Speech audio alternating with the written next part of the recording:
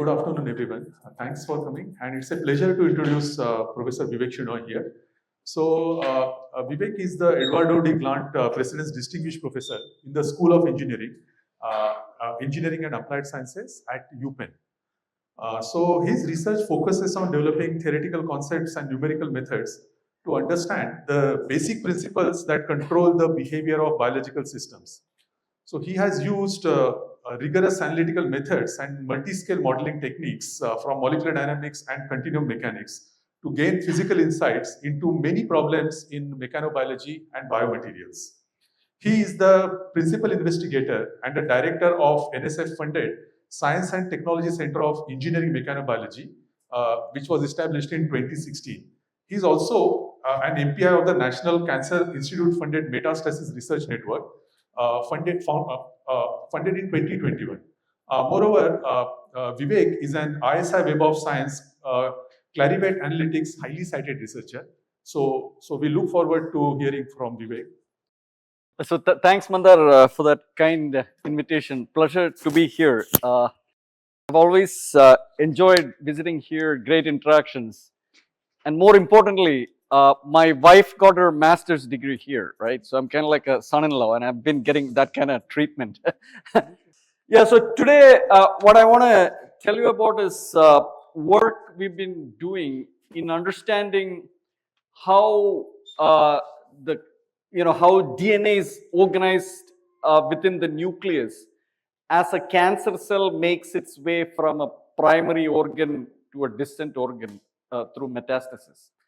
So as you know, 90% of cancer deaths can be attributed to metastasis because a primary tumor can always be removed. So it's when the cells become metastatic, the disease becomes hard to treat.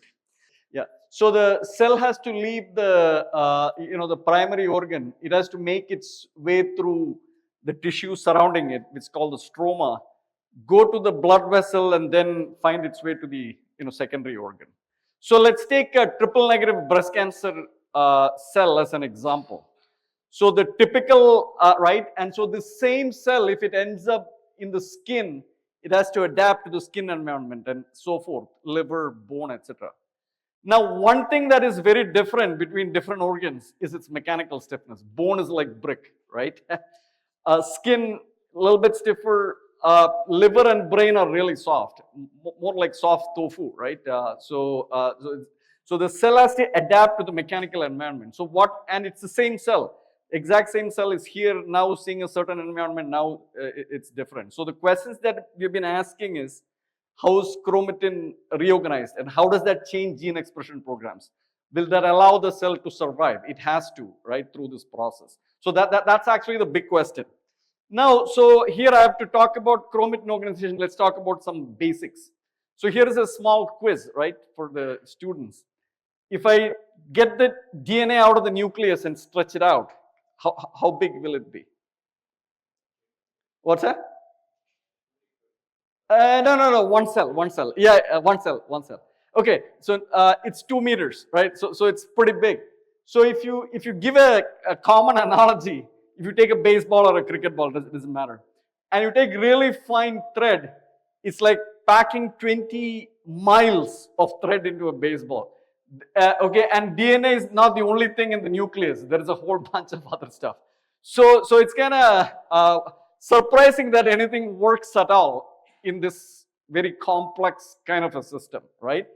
And one of the reasons perhaps it works is because DNA, right, is organized generally into 2 phases, so that all this infinite can somehow be reduced to 2, okay? What are those 2 phases? So this purple here that you see is the double helix. And if you have a lot of thread and if you want to organize it, what do? You wrap it around a spool. And so that spool is what's called histone. So this DNA is wrapped around the histone, right? Now the histones can be decorated with methyl groups or acetyl groups. These are like kind of charged moieties. Acetyl groups will repel, open up DNA, and the gene here is accessible to the transcriptional machinery. In the other case, right, it's going to be tightly held because of the methyl groups. Now, what's important and what makes this interesting is that there are enzymes in the cell that can actually knock off these acetyl groups and put methyl groups and vice versa. This process is called methylation and acetylation, right? And these sorts of things require energy. They're active processes, okay? They require ATP for you to knock this off because you have a bond, you're breaking that bond, then forming a new bond, right? And so, right, and I'm going to show you as the cells make their way through these different microenvironments, these rates change, and that is how they actually sense what's around it, right? Okay, great. Now, let's actually look at what's going on in the nucleus. So, I'm going to show you organ data in a minute, but zeroth order, what you can do is you can take this cell, plate it on a flat substrate whose stiffness matches the stiffness of the organ you want to look at, and look at look inside of the nucleus. Right. Before I go there, just a real basic point. Now, every cell in your body has exactly the same DNA, but each cell is doing a different thing, right? How's that possible? And that is possible through this packaging. For instance, if you look at your hand, you have bones, you have skin, you have the nerve cells that take them. If I touch this part of my hand, that message is taken through the nerve cells. So clearly, they're all doing different things. So in the nerve cell, right, for instance, the gene that is important for functioning of the fibroblasts in the skin is actually kept in the heterochromatic state. So same DNA, cells can do many different things simply by packaging. And so the cancer cells also do the same thing. Depending on where they go, they got to package and unpackage. So my wife is IIT Mumbai graduate. She does a lot of knitting. So it's exactly like knitting. You have thread. You knit it one way, you get a cap or scarf. So chromatin organization kind of like that. All right. So let's now go back to the problem at hand. So as I said, you can plate it on substrates of two different stiffness, and with high resolution microscopy, look at what's happening inside the nucleus. So on a stiff substrate, you see those red dots there. They are roughly 80 nanometers. So this is imaging with super resolution storm microscopy. And here you see that you form these nanodomains, and the nanodomains are sparse and of larger sizes in soft. They are small and much more on stiff. More importantly, a lot of the DNA, red is all dense heterochromatin, is stacked up against the nuclear lamina. Okay, so the questions that we want to ask today are: what are the mechanisms and kinetics of these nanodomain formation? That's the first question, which is actually, when you think about it, it's going to be a physics or a mathematics question because you got a characteristic size scale. Right? And what decides their size and spacing? So the first two questions are the physics one. But we are studying biology. So what really is the function of these nanodomains? That's a very important question. So this is what we want to address. So as I said, that is a cancer cell, a triple negative breast cancer cell sitting on a substrate. But if you look at these images here, these are different levels of resolution. This is the tissue, that's a single cell, that's a nucleus, and that's the inside of the cell. You see, this is a normal tissue. This is low-grade cancer, and this is the most aggressive form of cancer. You see that those domain sizes are continuously coming down, kind of like stiff. Okay.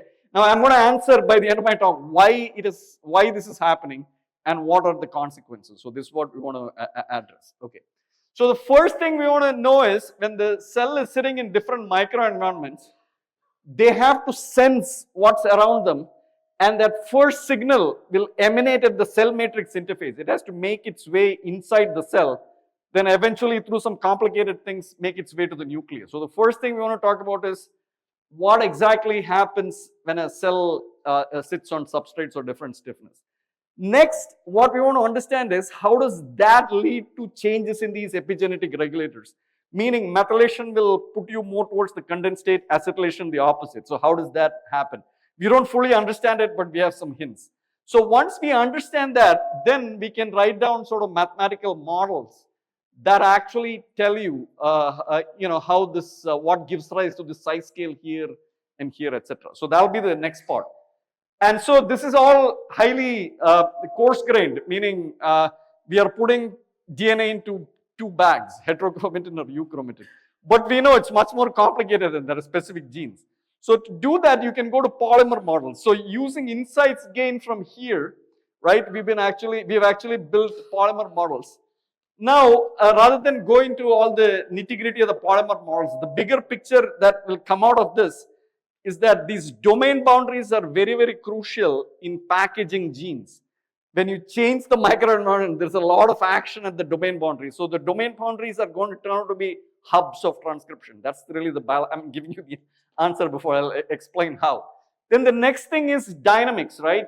So when the cell goes from one part of the body to the other, it needs some time to adjust. What is that adjustment time scale, right? That is when a drug or something can be targeted. What is that time scale for the for the cell to rewire the organization? Turns out that it is days or more, several days or more at least. Okay, and so the question that I'm going to be asking you is why I'm going to be answering is why exactly is it days and not minutes or hours, right? Secondly, the math that we are going to write down is actually quite powerful. It can explain things like phenotypic plasticity, resistance to therapy, etc. So it's a glassy system with many, many minima, which material scientists, physicists, chemists, and all are used to. So at the end of the day, it's going to be a physics talk with an excuse. The biology is an excuse. Okay. All right. Very good. So let's start. Let's talk about how cells sense what's around it. So this here is a cell membrane. This is inside of the cell. That's the outside of the cell. And and these are the adhesions. So the adhesions, what they do is they yank what's around it. If it is soft, then they don't sense a lot of force. If it is stiff, when you pull on something stiff, they sense a large force. And in response to these forces, these adhesion molecules will get stretched. If the force is large, it'll get stretched more. And without going into details, they actually immediately as the cells spread and sense the stiffness, they will unleash a whole bunch of array of signaling pathways. Details are not important, but what that will do is that will actually phosphorylate more myosin. And myosins are motors that hold on to actin and pull.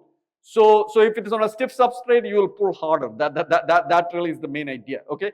This can also happen through calcium signaling. With higher membrane tension, more calcium can come in. So this really is the idea.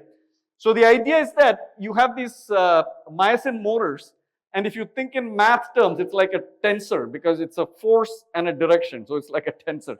So if the cell is not attached to something, the contractility will be isotropic, right? But if there is a stress, then the contractility will respond with the stress. That's the main idea.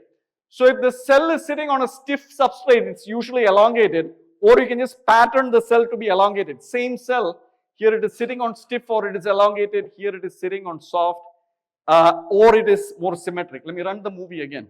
So here what you're doing is initially contractility is isotropic, and the green lines that you see is telling you how high the contractility is, and the direction is telling you how it is oriented. So on an elongated substrate for isotropic contraction, the stress will be anisotropic. So the contractility is responding to it. So you fully get an anisotropic sort of arrangement of these stress fibers. And stress fibers are contractile. So what they will do is they'll push down on the nucleus. So with three-dimensional confocal microscopy, you can see we nicely reproduce this. Okay. Okay, great. So now the cell has actually seen the substrate, it has reorganized its cytoskeleton. Now, how do things make their way to the nucleus? Okay. So now, when you form these stress fibers, G-actin will polymerize to form F-actin. So there could be molecules like the serum response factor MKL is an example that have substrates on G-actin. So when G-actin goes to form F-actin, that molecule is free to diffuse. It can diffuse and go into the nucleus, and it can unleash its own biological pathways. Or the other thing can happen where some molecules that can actually have substrates on F-actin can come out of the nucleus. So this histone deacetylase, which removes the acetyl groups, is one of them we found that does this. Which means if you have more contractility, your chromatin will be more open because deacetylase has come down. So you will be more acetylated. And again, I won't go into the details. We've actually changed the cell shapes and things, and you can get it. So long story short, substrate stiffness will affect actomyosin contractility. that actomyosin contractility will change the epigenetic regulators. So this is your euchromatin, that's your heterochromatin. So you got to deacetylase, and deacetylase is actually quite high on soft, right? So which means it's taking it here. And also if you look at this thing, which is methyl transferase, that is also high on soft. So the soft will have much more of these methylation reactions. The stiff will be more in the acetylation reaction. This really is kind of the bigger picture. So this was our thinking until 2 months ago. More recently, what we've been doing is we've been culturing the cells on stiff and soft and doing RNA sequencing. So when you do RNA sequencing, right, this is, these two things are cells on stiff, and these two are on soft, 2 days and 7 days. You see, the things that enhance cell matrix interactions and hence contractility are very, very high on stiff, okay? Whereas you look at things that are impairing contractility, things that are promoting heterochromatin, they're all high on soft. And euchromatin, so even at the level of gene expression, complex circuits, you have the self-reinforcement of heterochromatin on soft, and through contractility, a positive feedback loop. We don't understand all the components. From RNA-seq, we know that's what's going on, okay? So long story short, as soon as the cell attaches to a substrate, the cytoskeleton changes, and there are these gene regulation pathways that change the level of epigenetic reactions. So the next question that we want to ask is, why does then chromatin organize in these more or less quasi-ordered patterns of a given size? So that's what I want to talk about next. And our images basically have information of chromatin density. So what we will do is we'll take the simplest possible approach to start with, where we'll say that at any point in time and space within the nucleus, there are 3 phases: the heterochromatic phase, the euchromatic phase, and rest of it, which is water or nucleoplasm, okay? So our theory will have 3 variables, but they all add up to 1. So there are only 2 independent variables. I'll tell you how we choose those variables, okay? And what do we want to predict? We want to predict spatiotemporally how these things are patterned, right? Because we also want to do dynamics. So to do that, what we'll include is we'll include chromatin-chromatin interactions. And chromatin-chromatin interactions basically tell you that heterochromatin likes heterochromatin, euchromatin likes euchromatin. So there has to be a part of phase separation that should come in, okay? And then chromatin also has attractive interactions with the nuclear lamina, so that we need to include that. And more importantly, we got to include these reactions where acetylation will put you to the euchromatic side, and methylation will do the opposite. So we need to include all of this, right? How do we do this? First, you got to pick the variables. So the best variables to pick are the amount of water, right? Because amount of water is 1 minus DNA, assuming the water level is remaining fixed. How can you change water levels? You can change osmotic pressure. You can just push on the nucleus, water will get squeezed out. So you can do all of that, right? So one is water. The other is an odor parameter, which is the difference between hetero and euchromatin. When that odor parameter is 1, it is in a heterochromatic state. When it is -1, it is in the euchromatic state, okay? With this, I won't go into the details. We are going to assume, right? It can be derived from Flory-Huggins theory and things like that. But for the sake of this general presentation, what we are going to assume is that, there are 2 phases in this phase diagram. One axis being each of these variables. This is the odor parameter, that's the water content. One phase has high water content, close to 0.9, and this number is negative. So that's the euchromatic phase. So that's one well. Another well has got this number very small, close to 0.1 or smaller, and the number is positive. That's a heterochromatic phase, okay? So you have these 2 phases. And depending on whether you're on a stiff substrate, soft substrate, etc., you will be at some point in the phase diagram here. And you'll have to phase separate. So it's going to be a problem of that phase separation that we'll study. And for that, you need to actually study dynamics. How's the phase separation occurring in space, okay? So let's first, right, and there is also transcription elasticity, which are important. I'll come to them later. For now, for sake of simplicity, let's sweep them under the rug. We'll come back later. So if you want to convert heterochromatin to euchromatin or vice versa, clearly there has to be water transport. Because to take euchromatin and convert to heterochromatin, you got to squeeze water out, right? And You have to pump water in if you're going to. So this is exactly like what Mandar or others in the civil department would study, which is poroelasticity. So you got to. So this really is transport of water, and these equations are equations of poroelasticity. That's basically what it is. Next, so that's dynamics of one component. The other component is the order parameter, right? So the order parameter can work in two different ways. So if you look at this this configuration here, there are 3 heterochromatins and 2 euchromatin. So heterochromatin wants to be near heterochromatin, euchromatin near U. So there will be sort of this energetically driven process that will bring them together. What it is, I'll come to in a second. So there'll be that term, and that's just the standard term that you can write down, write a chemical potential. But there will also be a term that will actually not conserve the total amount of hetero and euchromatin. It can flip between them. That is just this reaction rate. Methylation will create more heterochromatin, acetylation will remove it. So that's that term, okay? Here, again, you can just close your eyes and write this. But what exactly is this diffusion constant? That's important. If this were, molecules, an active droplet or something, they can move around. But here you have a polymer chain and you have these different, red and blue, groups here. How will they come together? So that is where, if you look at, if you look at this configuration, where overall there are 3 reds and here too there are 3 reds. So there has to be acetylation and methylation, right? So red groups like red, right? Blue like blue. So if you compare acetylating, say, if you try acetylating this or acetylating this, okay, which would be the easier thing to do? Acetylating this will be the easier thing. Is it because I turned? Okay. So which would be easier? Acetylating this would be easier because it does not have any red neighbors. So the point is your reactions, there is an average, but the reactions do depend on the neighborhood. And if you put that together, if you see which is the easiest one to acetylate, it will be this. Now, which is the easiest one to methylate, it's this. So effectively what happened? These guys flipped. That is like coarsening and diffusion, okay? So you have this average reaction that will break coarsening, and this one that is actually promoting coarsening. And again, you can do the math. So if you put the two together and start with with something that is oriented here, it phase separates and more or less forms these droplets that actually have a characteristic size. And also you form these lamina associated domains, okay? Right? They're not completely ordered. As I'm going to show you later, there is intrinsic glassiness in all of this. Now, the simple question that you can ask is, what actually gives rise to the size scale here and the size scale or, thickness, spacing, etc. of those things?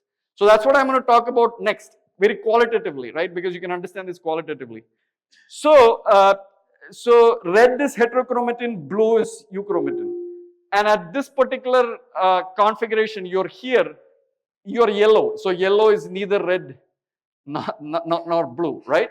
So you can have a homogeneous red, or what you can do is you can actually nucleate a domain of red. So when you nucleate a red, you have to conserve DNA. So immediately around it, you will deplete heterochromatin. It will become euchromatin.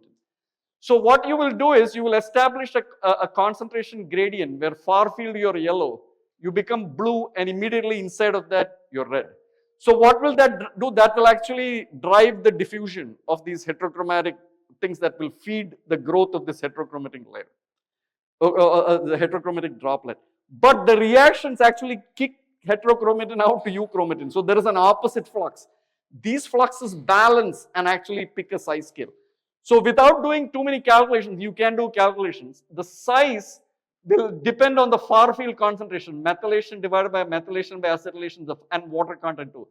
So that's the driving force for diffusion. And then in the denominator, you get acetylation. So diffusion is meter square per second. Acetylation is like 1/2 square root is a length scale. So you get that natural length scale. And actually, as I said, on stiff substrate, your methylation is low, so your domains are small. On soft substrates, they are big. But again, we didn't get this. So let's go a step further and say that every segment of DNA will interact with the nuclear lamina through some complex interactions. But I'm going to not worry about that. Simply say that this interaction has a molecular scale D0 over which it decays, right? So this is like a water molecule interacting with glass. And on a cold day, what will condense on the glass is either ice or water, depending on how cold it is. Why? Because in water or glass, there are more number per unit volume. And if there are attractive interactions, that is what will be preferred there. So just like your, that problem, it's very, very similar in that regard, okay? And so this D0 is a microscopic quantity. And what we find is that if you keep the methylation rate the same, when you keep the methylation rate the same, the interior domains, the wall is here, the interior domains are all the same size. But if I increase the chromatin lamina affinity, you go from non-wetting to wetting. So the morphology of these things, right, when it is completely wetting, your contact angle will be will be 0, okay? But if you're just doing thermodynamics, and Kahn did this many, many years ago, all of this should condense here, you will get complete wetting. But because of these reactions, you will get a finite size here and here. The scaling of this is not the same as the previous one, but I won't go into the details. Nonetheless, now if you increase methylation, these sizes will go up, so will this, but not to the same extent, but you can work that out. And now when you go back, now you can put everything together. Here, these domains are big, they are thicker as well, okay? How do we know this is correct? So here, what we do is we keep the cell on soft, but we treat it with a drug, GSK, that actually inhibits methylation. So the stiffness is the same, but we, with a drug, change the method. I mean, there are so many drugs like this. They are called epigenetic drugs, which are being tested in the cancer context, right? So GSK is one such drug. So if you do that, then if you inhibit methylation, it should become more like stiff. So clearly it goes from here to here, right? So, I mean, this means there could be an exercise drug, but you really need to exercise to go back to, right, to really get the effect of the stiff case, right? So this sort of validates it. Next, what I'm going to show you is, this is going to be quick.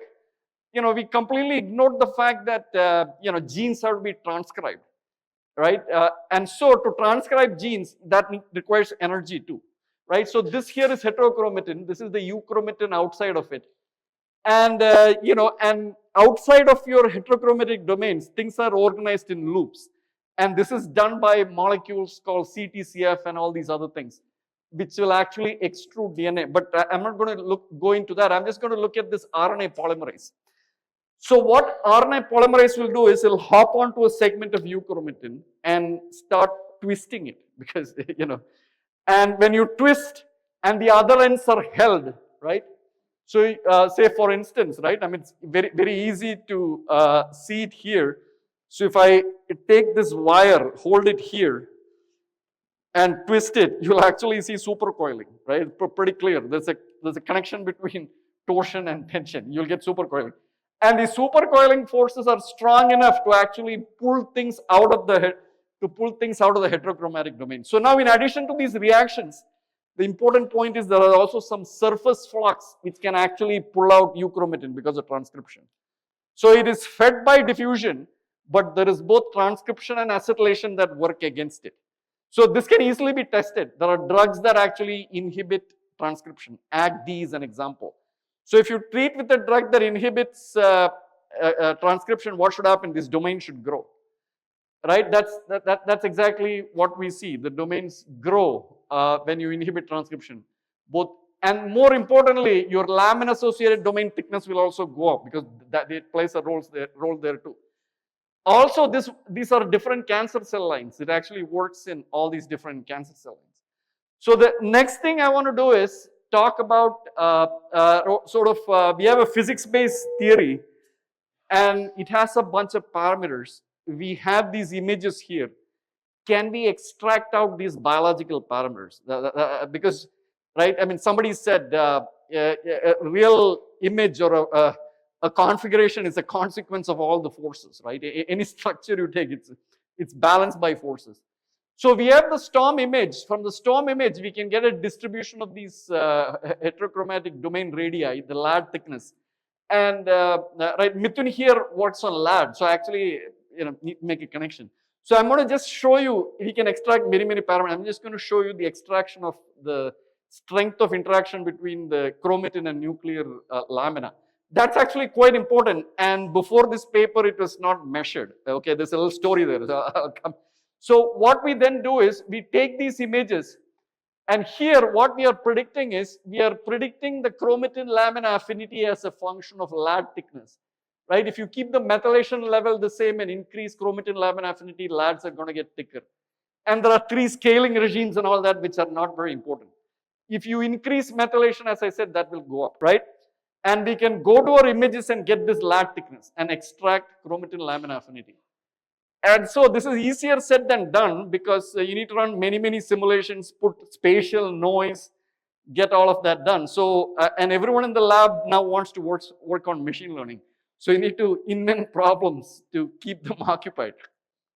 So my idea was that why don't you go take these images, take our theory, and come up with a machine learning thing. So I'm not going to go into the machine learning idea, but they did actually do something really cool, which is currently in revision in the transaction of machine learning research. And what they did is you take a neural net, usual architecture. We are doing inverse engineering, right? Given the image, what's the parameter? So what Anani, Bhattari, and Vinayak, what they did is that they actually changed the architecture of the neural net. No time to go into it, where you don't have to go through the neural net and spend time. It's called a modifier approach. With that, actually, we can actually extract chromatin lamina affinity when all that's said and done. And here, right, what you see is that it's bimodal. There are some strong interactions and there are some weak interactions. Now, in October, there was a conference on nuclear mechanobiology. And at that conference, Ohad Medalia, he had given a talk. So by the way, that paper and this paper came within a few days. I had not seen this paper, but he actually presented the talk in the morning. And he said, we've actually measured chromatin lamina affinity. How? Not in the cell. It's a reconstituted system where you have lamina, you have chromatin and histones, and it's a chemistry experiment, right? And they measured the binding affinity to be, 50 micromolar, which is very small, right? And so what we did is, again, we are more physics engineering folks, right? So we do things in piconewton per nanometer. If you convert all that, actually that 50 nanometer falls right in that strong affinity region. Okay, so that's pretty cool. That completely 2 different approaches. So we are going into the cell, we are looking at the real cell, we have a theory, and then we are reverse engineering it to get this. And the reconstituted sort of system gives you the same kind of energy. Then one of my colleagues, Raj Jain, what he did is he looked at, 70 or 80 different cell types. And he looked at ChIP-seq. And what ChIP-seq will tell you is, it gives you roughly an idea of the chromatin lamina affinity. It's all sequencing. So you can look at the strength of the lamin B signal at each. And then what he concluded is that there are 2 types of lamin associated domains. Something that associates very strongly and weakly. And that's consistent with what we are seeing as well. Okay. So sequencing and this sort of a physics-based thing, roughly, at least for now, there may be new surprises. Give you similar results. Okay, great. So now I'm going to go into something more molecular. How much time do I have? 50, more than enough. Okay. So next, what I want to do is talk about this at a polymer level, right? So at the polymer level, right, many cell types, people have gone through every segment of DNA or every kilobase pair of DNA and actually figured out what molecules, what proteins interact with it, okay? People have also done what is called Hi-C, which means if I have one segment of DNA here, another here, what is the probability that what is the probability that they will contact each other? So they have done that as well. So from this lamin, ChIP-seq, and Hi-C, what others, over the last 5-10 years, mostly chemists, people coming from theoretical chemistry, what they have done is they have used different methods to see how one segment of chromatin is interacting with the other segment, okay? And each segment, they have decided whether it will be euchromatic or heterochromatic. They have done that, and that data is available, right? And how that has been used is, they actually do this Brownian dynamics and the movement of these epigenetic marks. And then, they will create an ensemble of these structures. So that's good because you know where each gene is sitting. It's a great thing. But what we are going to do is we're going to go one step further. And that step is they don't really put these epigenetic reactions. So we will put that. What we'll do is we will take our cell sitting on a stiff substrate or a cell sitting on a stiff substrate and then treat it with a drug. And then, so we are not starting from zero. We are starting from the known biology and the known, but then now when we change the reactions, we don't really go into that. We then predict what the new configuration is, where the new domains are, etc. And we'll predict the new contact map. So you can take the old contact map, new contact map, see how we are comparing. So before that, if you don't put reactions in the polymer model, you get coarsening, and we can nicely validate the polymer models against our theory. So this is what I was referring to. You take the cell on soft or cell sitting on stiff but treated with this drug TSA, which opens up chromatin. And this is work done with Rachel McCord, who actually did these contact maps. And then we can compare how things change. So let's start with this, right? Let's start with this. So if you have, this is your domain, and when you go on stiff, the domains have to go down in size. So how can the cell do, how will this happen? Some amount of heterochromatin there can just open up, loosen, and then come out. That's the easiest way to do this, right? Because everything else is sitting.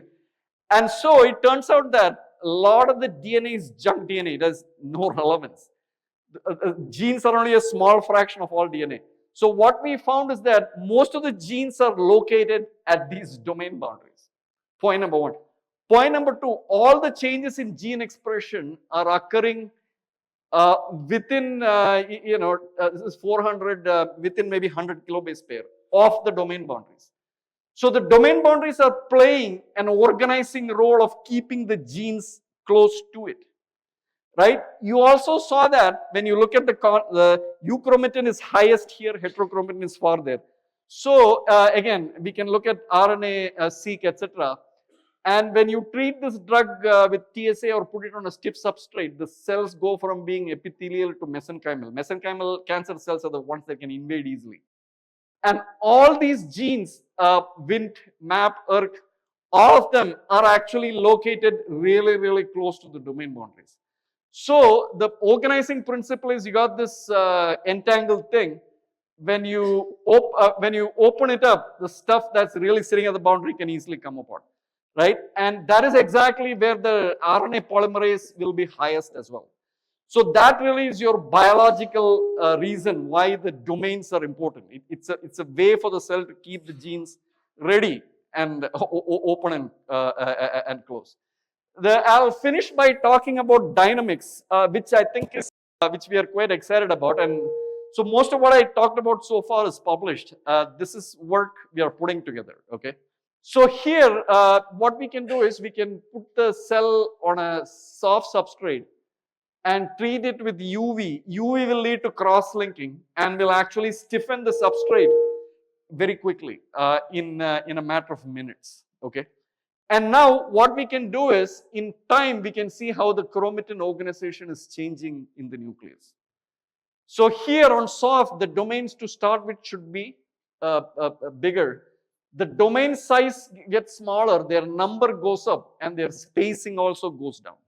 Okay.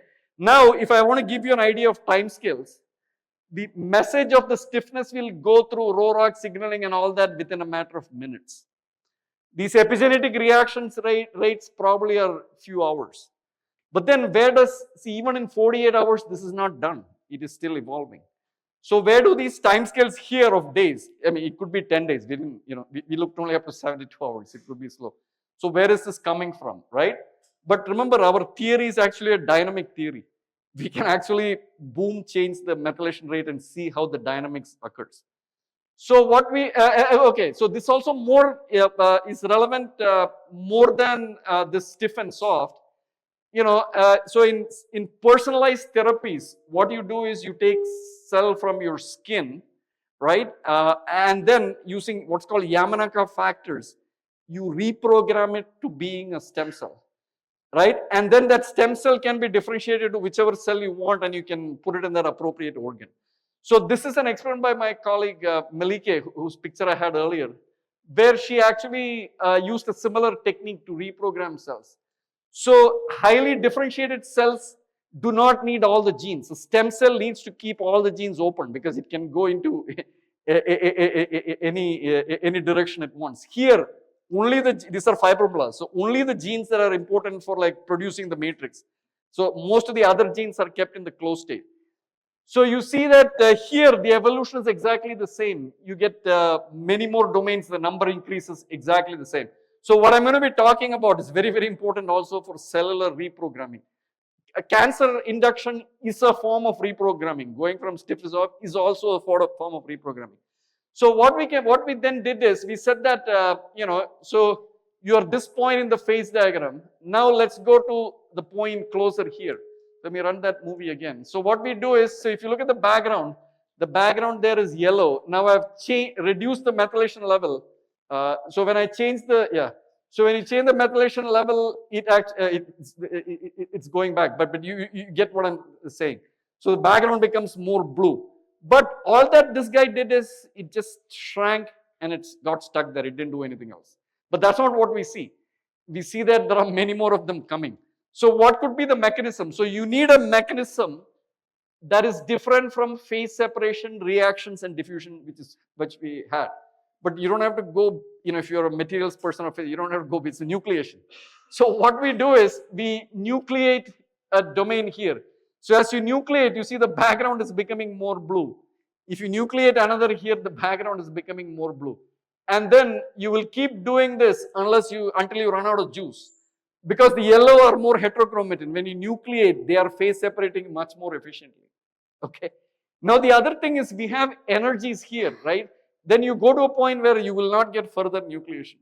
So this here, you start off from this state. Just look at these things here. You start off from this state. There is a barrier for nucleation, but we are putting it by hand. You go to a new state, and if you don't do anything there, the system will be stuck there.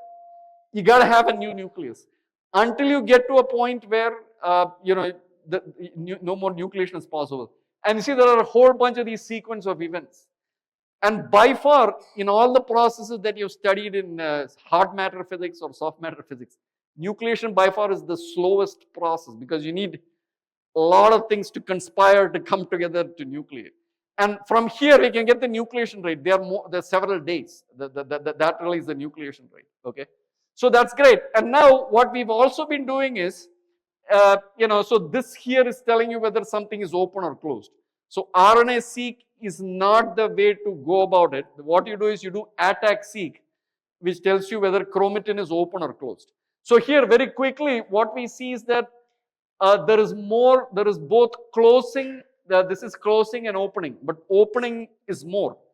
That's fully consistent with our data, right? Because a lot of the stuff that was yellow opened up. So that's the opening part. But when you nucleate, something that is open gets closed. So you have both. But overall, you get more opening, which is consistent. Now with the polymer models, we are going further to see which genes are opening, closing, etc. There's going to be heterogeneity in there. There is going to be randomness in there, right? So I want to finish with some big picture ideas, right? So in biology and in development, sort of an idea that has had a lot of influence is called Waddington landscape. So Waddington landscape is a stem cell which can go into any differentiated cell, is sitting at the top of this landscape. So it's like putting a marble on a rugged landscape.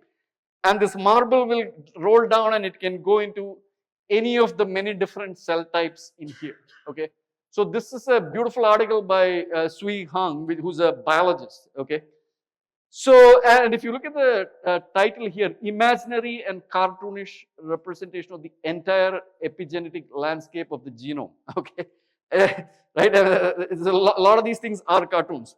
But then in this landscape, the question you can ask is where exactly are the cancer cells?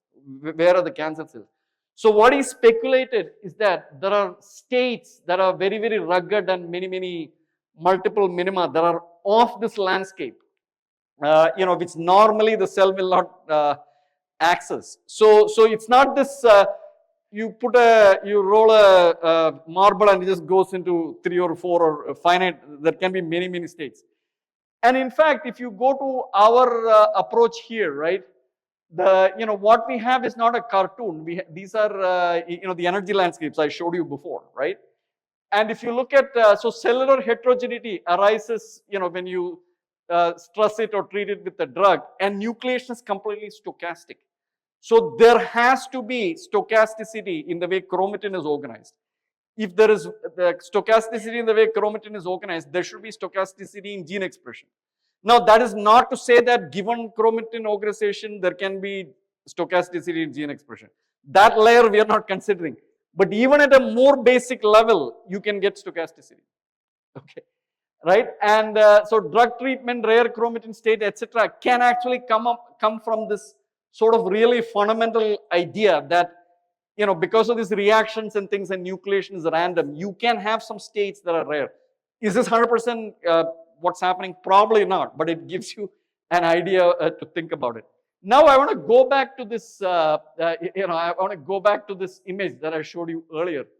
So if you, right, so the cancer cell really has chromatin that is very, very open. So it should have small domains, like like I said, like this, like the stiff case, right? Much more open chromatin, very ready to basically do anything it wants. And that's exactly what you see if you look at the, the healthy tissue versus the most aggressive cancer. The domain size go down. So to finish, what we have shown is that the way DNA is organized in the nucleus is extremely complex. It starts from individual chromosomes to chromosome territories to to tags and stuff like that, and individual nucleosomes. And in between is this domains that we talked about that are of the order of 100 nanometers and maybe 100 kilobase pair in size, and which we believe sort of anchor things on the smaller scales and bigger scale, right? So since we had all these articles in the last year, so the editors from Nature wanted us to write a review. So this is more or less accepted, right? So please take a look if you want to know more about this. Right, so and just to give a big picture summary, right, your chromatin nanodomains and the lamina associated domains, their sizes do depend on the microenvironment. That's very, stiffness is one. There are other things it could depend on. Right, and the domains are actually really regulatory in the sense that they keep their genes, the genes around them. And nucleation is important in dynamics, can explain aggressive behaviors, drug tolerance, etc. More work needs to be done, but unless you have a hypothesis and idea, you can't disprove it. So as of now, it's speculation, but it's grounded in this glass behavior. And right, the initial work was done by Ayush Kant, who's a PhD from here, and he was in our lab for 5 years. He accepted a position at IIT Delhi few months ago. So he's moved. Vinayak is a graduate student who did the polymer work. Jian Go has been doing both imaging and he was involved in the lab work. And Monica has been working hard on the glassiness problem. Now, Rohit is another PhD from here in our lab. So I didn't get the chance to talk about his work. He's some beautiful work on mechanical memory and those kind of things, because the things that I talked about has implications for memory, right? And others in the lab, and Amrit Bagchi got his master's here as well. So what I want to say is that we have postdoc and PhD openings. We are absolutely hiring. So please let me know if you're interested. Okay, thanks. Happy to take any questions.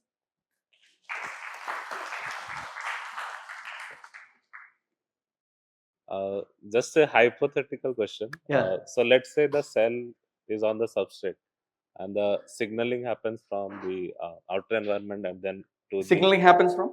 Like the forces signaling happens from the outside and goes to the nuclear, and then the reverse side also happen. Is there any way, like, can we just record the forces at the nuclear complex to the cytoskeleton? Right. I mean, it's a very hard thing to do, right? So people. I mean, for like normal cells, those forces might be different. Yeah. Cancer cells. Yeah, absolutely. So so there are something called FRET sensors, right? So you can have FRET sensors in the cytoskeleton. You can have FRET sensors at the nuclear lamina. And then, but in my mind, that's at a molecular level. A lot of these forces are slightly at the macro level. So at a molecular level, using FRET, and I know people as we speak are working on this force transmission to the nuclear lamina, but I'm not sure kind of the overall forces you can get. I mean, the traction force microscopy can give you the overall forces, and so I think there are force measurement techniques at different scales. But the problem is one of integration both in length and time scales, right? I mean, it's still an open question, but yeah. So you mentioned that like there is a transcriptional inhibition model in your model. So how does it talk to the phase field model that you are saying? Oh, so all that we do is, I can go back to the slide, but so what we have is, we have the acetylation reaction which will occur everywhere in the heterochromatic region. And we have the surface reactions that are only in the phase field model occurring on the interface. So there is a reaction term. I had an exponential of, the C minus C half. So the bottom line, we change the strength of that. That's all we do. So we are not really, so all that we do is we change the strength of the surface reaction, reduce it or increase it, depending on whether you're increasing or decreasing translation. So when you reduce it, you don't have this thing pulling, the domains will go up. The domain size will go up. Yeah, so I have a few biological questions. Yeah, sure. Yeah. So when you are, in your equation, when you are showing acetylation and methylation, the way you are saying that, okay, acetylation is leading to openness and the methylation, but methylation can also do both the things. That it depends on which residues are getting. Yeah, correct. So how do you sort of reconcile that phenomenon in your? Yeah. So so we wanted to keep the model minimal. So the way we, again, you're 100% right? I mean, there is K27, K9, and one methylation is open and all. You can actually make this model very, very complicated by taking all those things and building a much more complex framework. Qualitatively, the phenomena will not change. That is the thing which is required, because actual scenario is so complex. I agree. And if making it so simple, it's not going to help. No, I totally agree. So I didn't present this here. In our polymer models, instead of putting this in just the heterochromatic and euchromatic phase, you can have 14 different flavors and write this, but you will still get the domains. So I just wanted to keep this minimal to get the concept. So this is the sort of the understanding behind it. You can make it complicated and make it much more predictive. So the question is where where you want to pitch this. So I pitched it more at the conceptual level. 100% right. Right. There are people who have 14 or 15 different flavors of chromatin, and the different interactions with them and stuff like that. Right. Totally right. Yeah. And also the second question is, as you mentioned, the diffusion from HC domain to euchromatin domain. Yeah. But within the cells, there are HC domains which are facultative and they're constitutive HC domains. Correct. So in that, let's say telomere, and where there's a constitutive HC domains. Yeah. So there, do you think that diffusion does not take place at all, or there is a different principle works over there? I think the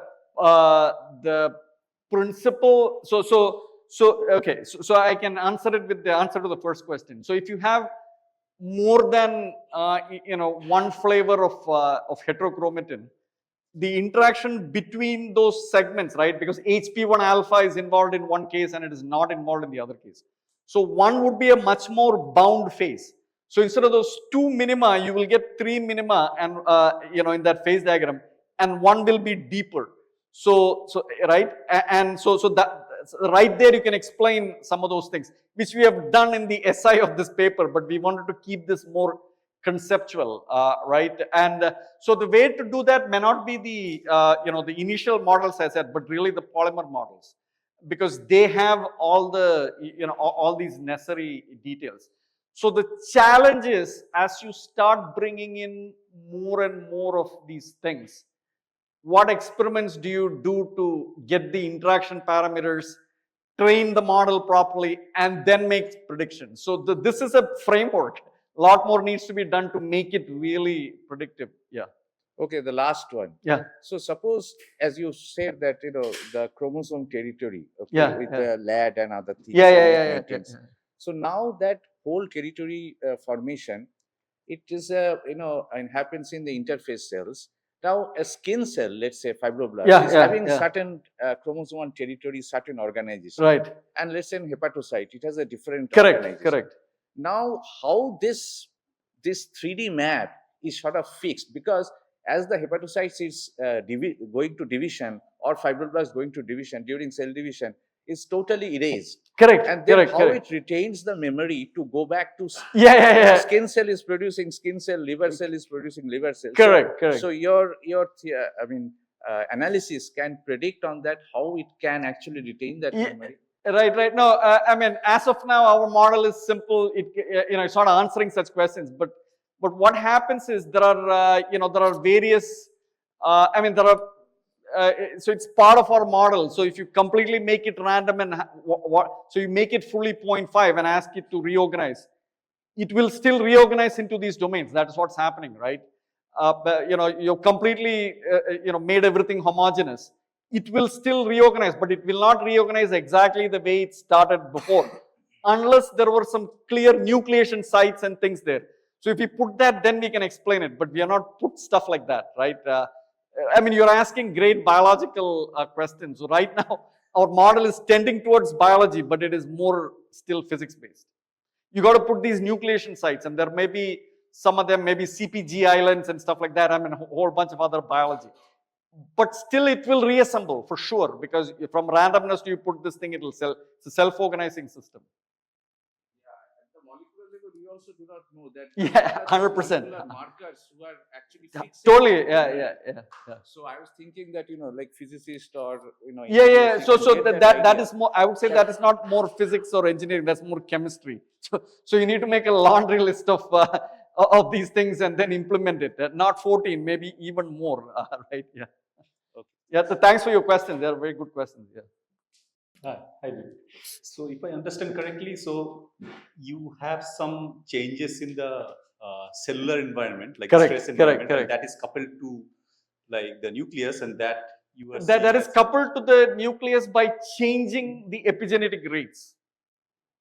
Okay. Right. So right now what you have is a phase separating equation with reactions. Right. Okay, So you and have water. this And methylation water and- part I didn't talk about. I skipped those slides.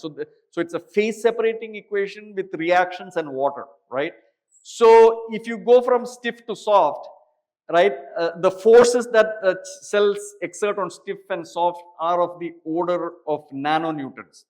Nanonewton level force cannot squeeze water out. It cannot do a lot mechanically to the nucleus.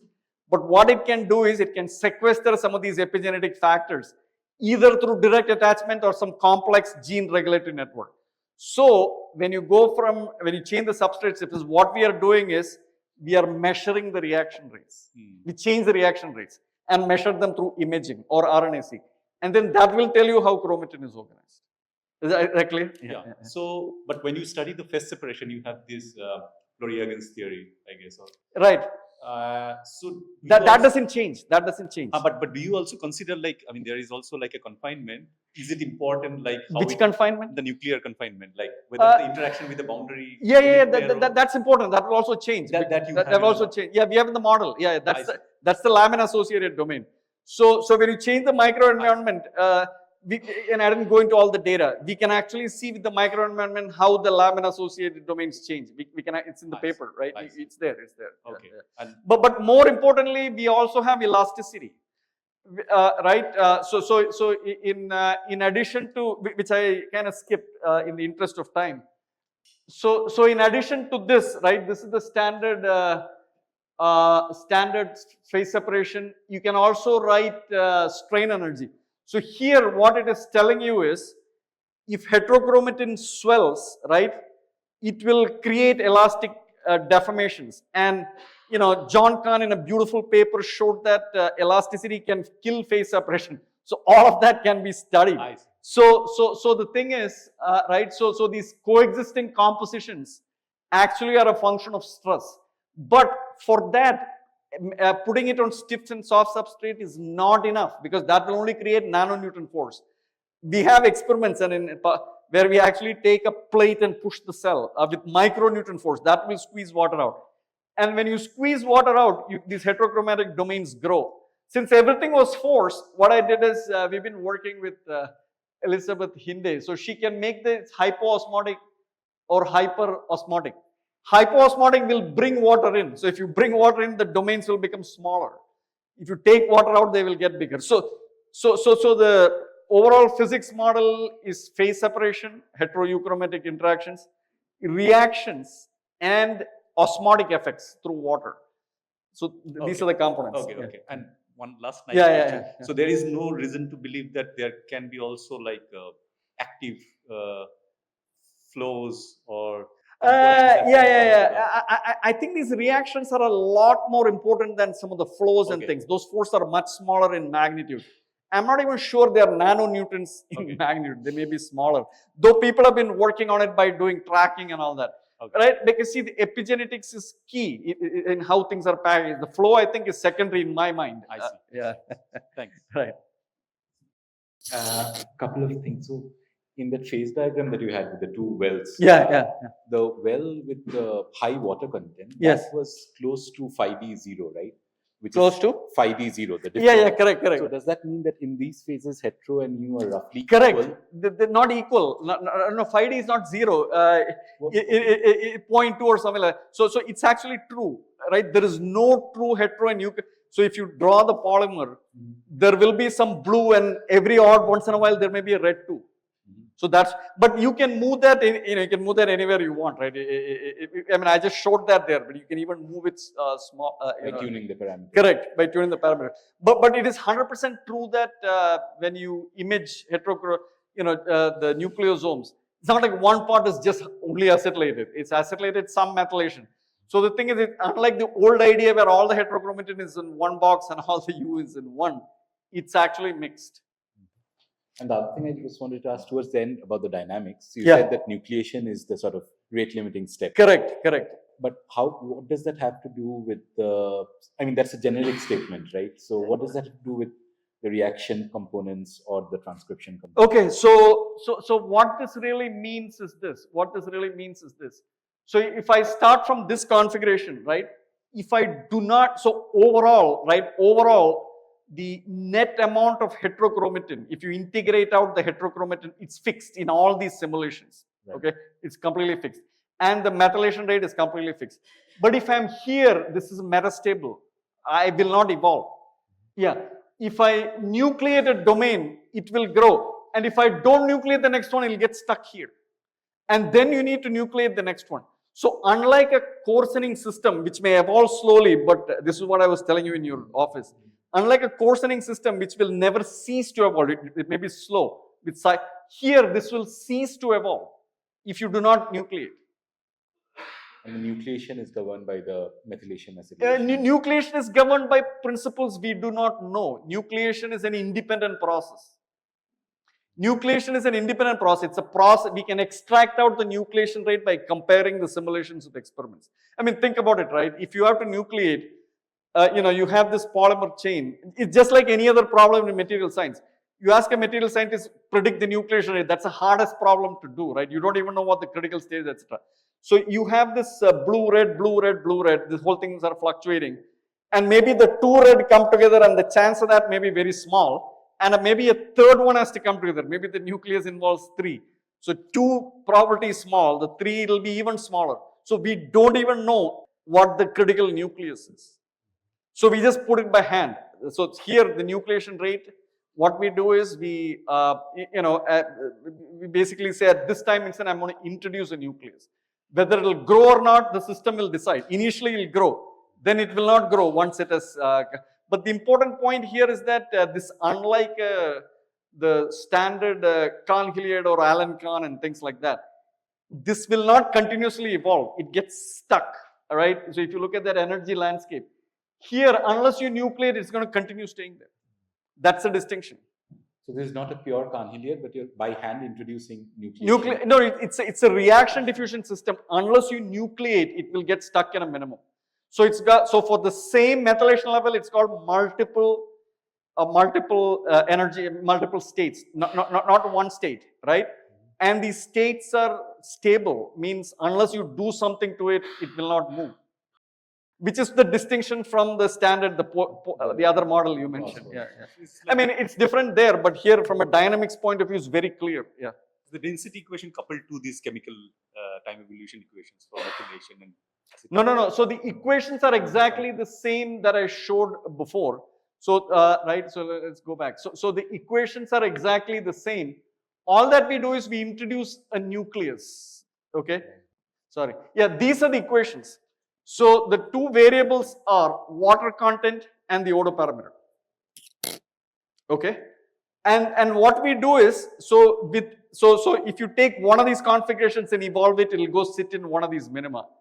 And by nucleation, what we do is we change the density locally, right? So what you're doing is you're putting a nucleation noise or something here. That's what exactly you're doing.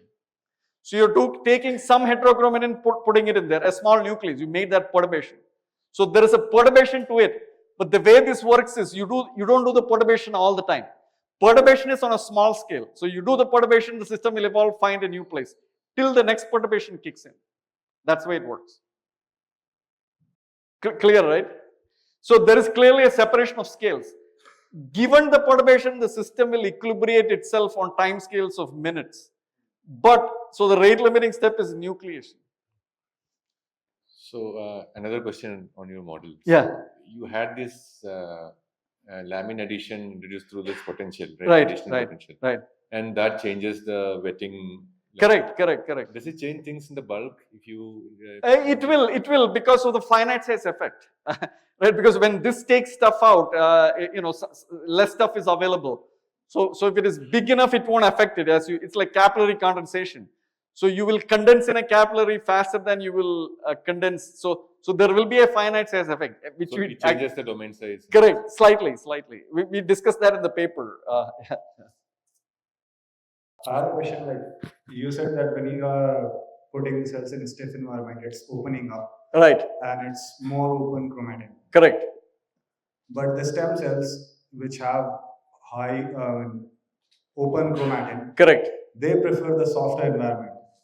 And when you actually put like iPSCs, which are stem cells, on a stiff substrate, they differentiate into one cell type. Like sometimes they differentiate into fibroblasts. Right. So how would you explain this? I'm not sure, right? I mean, so what do you mean by? I mean, stem cells will do.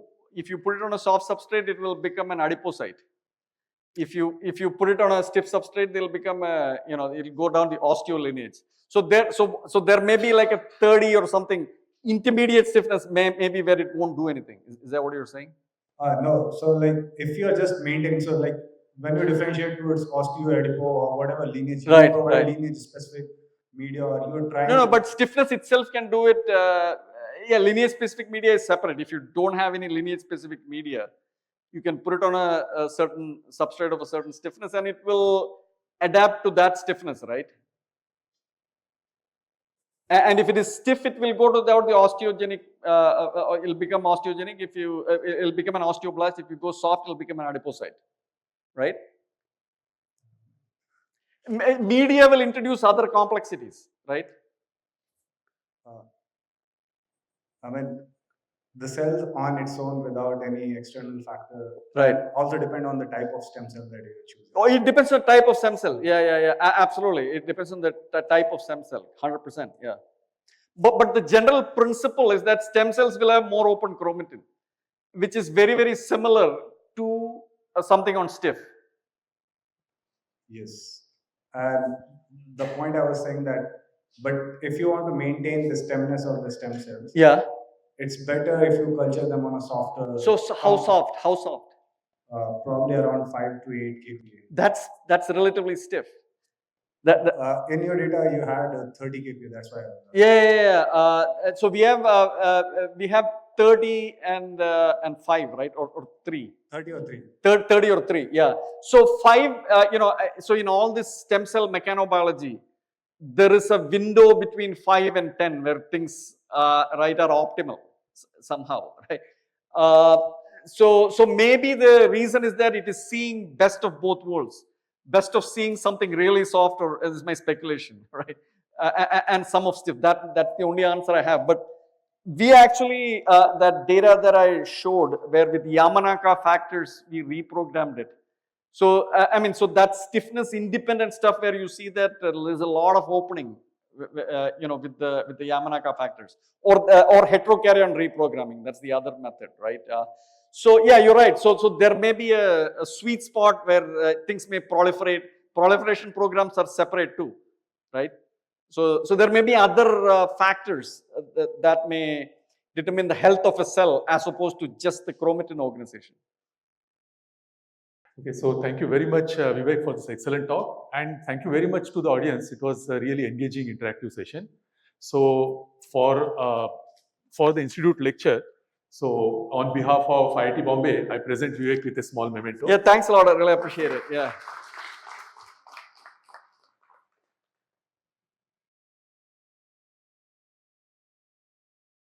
Thank you. Thanks a lot. Yeah.